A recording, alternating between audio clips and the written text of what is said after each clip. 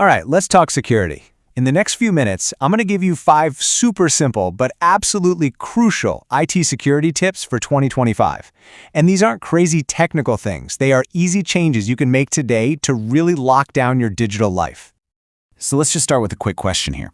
Have you ever used the free Wi-Fi at a coffee shop? Or, plugged your phone into one of those public USB ports at the airport? Of course you have. We all have. And that's exactly where some of the biggest security risks are hiding, right there in plain sight. First up, two-factor authentication, or 2FA. We all know we should be using it, right? But here's the thing most people get wrong. How you get that second code matters a lot. And honestly, it is time to stop using SMS text messages for it. So what's the big deal? Well, it's pretty simple actually. SMS messages aren't encrypted. They can be intercepted by hackers using a nasty little trick called SIM swapping. That's where they trick your phone company into basically stealing your phone number and moving it to their own device. And just like that, they're getting your security codes and can waltz right into your accounts. Think of it like this. Getting a security code by text is like getting a postcard in the mail. Anybody who gets their hands on it can read it. But an authenticator app, that's like having a secure digital key that creates a brand new random code every 30 seconds right on your phone. The difference in security is just massive. And the best part? Switching is so easy. Seriously, just download a trusted app, like Google Authenticator or Authy. Then you just go into the security settings for your important accounts, pick the Authenticator app option, and scan the QR code they show you. That's it. You've just made your accounts way more secure. Okay, tip number 2. Let's talk about an app that billions of us are on every single day, WhatsApp. It's where we have some of our most private chats, but are they really as private as we think they are? You can do this right now. There are 3 quick settings you should turn on immediately. First, enable end-to-end encrypted backups. This makes sure even your cloud backups are unreadable to anyone else. Second, turn on security notifications. This will warn you if a contact's security code changes, which could be a red flag. And finally, set up 2-step verification with a PIN. This stops a thief from activating your WhatsApp account on a new phone. On to tip number 3. That free Wi-Fi at the hotel or the coffee shop. It seems amazing, right? But more often than not, it's a trap. It's one of the absolute easiest places for attackers to spy on everything you're doing online. So here's how they get you. The most common threat is something called a man-in-the-middle attack. A hacker just sets up a fake Wi-Fi network that looks totally legit, like coffeeshop_free_Wi-Fi. The moment you connect, all of your traffic, your passwords, your bank info, everything goes straight through their computer first, and you would have no idea it's even happening. So how do you stay safe? You've got 2 really simple options. First, use a VPN, a virtual private network. It basically creates a secure, encrypted tunnel for your data that nobody can peek into.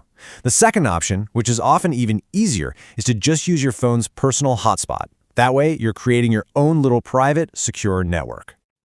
For our 4th tip, we kind of need to shift our thinking a little bit. For years, we were all worried about our laptop security, right? But today, the most valuable target for a hacker isn't sitting on your desk. Nope, it's in your pocket. Your phone is your new digital castle. I mean, just think about what's on there. Your phone has everything. All your photos, your private messages, your location history, your banking apps, your health data. The amount of personal information we have crammed onto our phones now is just staggering. It's way more than what's on most of our laptops. And look, if your phone is the castle, then your passcode is the master key to the whole kingdom. So please, don't use 1234 or your birthday. Use a strong, unique 6-digit code, or even better, an alphanumeric password. And always have Face ID or your fingerprint unlock enabled. It is your single most important line of defense. And that brings us to our final tip, number 5. This one is about something we all do without a second thought, charging our phones in public. That handy little USB port you see at the airport or in a cafe, yeah, that could be offering a lot more than just a little bit of power. So let me just ask you straight up, can a simple USB charging port be used to steal your data or install malware on your phone? The answer is a huge, resounding yes. It's a real thing, and it's called juice jacking. See, a normal USB cable has wires for power, but it also has wires for data. Hackers can rig those public charging ports to use the data wires to slurp up your files or install nasty software the second you plug in. Thankfully, avoiding this is super easy.